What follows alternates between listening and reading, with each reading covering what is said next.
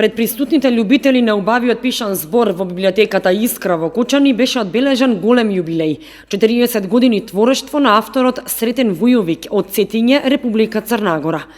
Тој пред присутните истакна дека слави 3 јубилеја, 10 години контакт со Кочани во областа на културата, другиот јубилеј на осамостојување на Македонската православна црква и незиното вековно траење и најзначајниот за него 40 години творештво, јубилеј кој што во Црна Гора се уште не го одбележал, започнува од Македонија. Кои су направиле овде во Македонија едно лепо изненадење. Ми направија овде во Македонија едно големо изненадување во Кочани, имено кога јас бев помошник директор на едно училиште кое беше збратимено со вашето Никола Карев и кога имавме една возвратна посета, тогашниот директор на Центарот за култура Бели Мугри Коце Стојменов не покани да присуствуваме на одбележување на Светскиот ден на книгата и ме изненадија со тоа што на видеобимот се појави моја слика и книга за која што јас не ни знаев дека е печатена во Македонија.